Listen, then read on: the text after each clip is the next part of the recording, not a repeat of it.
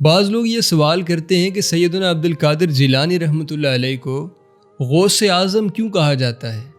اور پھر سیدنا علی بن عثمان حجویری رحمۃ اللہ علیہ کے بارے میں بھی یہ سوال ہوتا ہے کہ ان کو داتا صاحب کیوں کہا جاتا ہے، حالانکہ داتا تو اللہ کی ذات ہے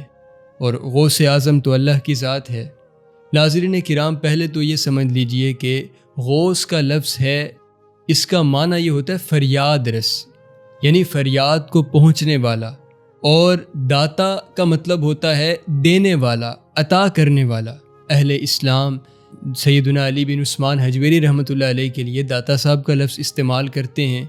اور سیدنا عبد القادر جیلانی رحمۃ اللہ علیہ کے لیے غوث اعظم کا لفظ استعمال ہوتا ہے۔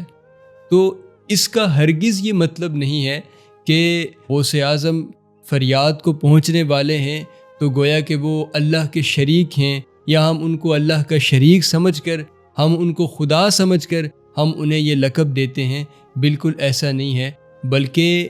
ہم انہیں اللہ تبارک و تعالیٰ کا بندہ سمجھ کے ان کو یہ لقب دیا جاتا ہے۔ ان کو لقب یہ علماء نے کیوں دیا، یہ بھی سن لیجئے۔ غوث اعظم رضی اللہ تعالیٰ عنہ، آپ جس دور میں پیدا ہوئے، اس دور کے اندر دین کی قدریں بالکل پامال ہو چکی تھیں، لوگ نبی رحمت صلی اللہ علیہ وسلم کی سنتوں سے دور ہو چکے تھے، لوگ دین کے اصولوں کو، دین کی بنیادوں کو بالکل پس و پیش ڈال کے دنیا کی طرف راغب ہو چکے تھے۔ تو ایسے میں آپ رضی اللہ تعالیٰ عنہ جب تشریف لائے، آپ نے محنت کی، تگ و دو کی، لوگوں کو قرآن و حدیث کے پیغامات سے آگاہ کیا، لوگوں کو اللہ تبارک و تعالیٰ کی یاد کی طرف آپ لائے، اور لوگوں کو قرآن و سنت کی طرف آپ لے کر آئے، اور لوگوں کے اندر دین اسلام کا انقلاب برپا کر دیا، اور لوگوں میں رسول اللہ صلی اللہ علیہ وسلم کی سنتوں کی مہک پیدا ہو گئی۔ اس اعتبار سے آپ نے ہر شعبہ زندگی سے تعلق رکھنے والے لوگوں کے لیے مدد کا اہتمام کیا، دینی اعتبار سے بھی، دنیاوی اعتبار سے بھی لوگوں کی امداد کی، لوگوں کی مدد کی۔ تو اس دور میں، جس دور میں آپ موجود تھے، اس دور کے اندر آپ کے جیسا، آپ سے بڑھ کے لوگوں کی مدد کرنے کا جو اعزاز ہے وہ کسی اور کو حاصل نہیں ہو سکا۔ یہ اعزاز آپ کے ہی حصے میں آیا کہ آپ نے لوگوں کی مدد کی، دینی مدد بھی کی، دنیاوی مدد بھی کی، روحانی مدد بھی کی، اور لوگوں کو اللہ تبارک و تعالیٰ اور اس کے پیارے رسول صلی اللہ علیہ وسلم کے راستے پہ لگایا۔ آپ کی انہی خدمات کی وجہ سے آپ کو غوث اعظم کا لقب دیا جاتا ہے۔ یعنی آپ اپنے دور کے لحاظ سے سب سے بڑے فریاد رس تھے، سب سے بڑے لوگوں کی مدد کرنے والے تھے، اور سب سے بڑھ کر لوگوں کے مددگار تھے۔ اسی طرح داتا صاحب اپنے دور کے اندر آپ نے جن حالات کے اندر آنکھ کھولی، جس ماحول کے اندر آپ نے آنکھ کھولی، پھر آپ نے اسلام کے لیے تگ و دو کی، سفر کیا، جگہ جگہ آپ گئے۔ آپ فرماتے ہیں خراسان کے اندر صرف 300 مشائخ سے میں نے علم حاصل کیا، 300 مشائخ سے میں نے فیض حاصل کیا۔ پھر اسی طرح آپ وہاں سے لاہور تشریف لے آئے، اور آپ کے دم قدم سے، آپ کی برکتوں سے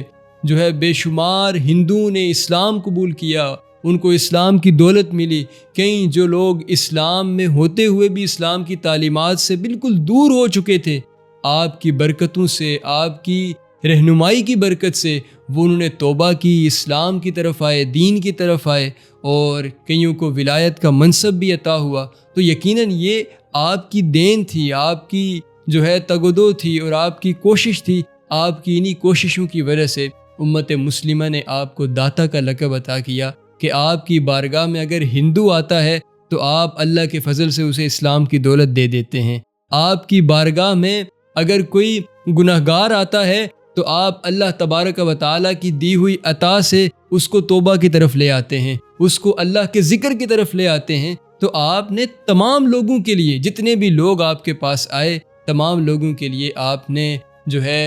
سخاوت کا مظاہرہ فرمایا۔ آپ نے ہر ایک کے ساتھ لجپال بن کر اور عطا کرنے والا بن کر، داتا بن کر ہر ایک کی مدد کی۔ اس لیے آپ کو داتا صاحب کا لقب دیا جاتا ہے۔ اس کا ہرگز یہ مطلب نہیں ہے کہ آپ خدا کے شریک ہیں، بلکہ اس کا مطلب یہ ہے کہ آپ اللہ تبارک و تعالیٰ کے وہ کامل بندے ہیں کہ جنہیں اللہ تبارک و تعالیٰ نے اتنا بڑا مقام عطا فرمایا ہے کہ آپ کی بارگاہ میں کوئی بھی بے یار و مددگار آتا ہے تو آپ اللہ کے فضل سے اس کے مددگار بن جاتے ہیں۔ تو یہ اللہ تبارک و تعالی نے ان لوگوں کو مقامات عطا فرمائے ہیں، اور اسی وجہ سے ان لوگوں کو یہ القاب دیے جاتے ہیں جو کہ بالکل جائز ہیں اور اسلام کے مطابق ہیں۔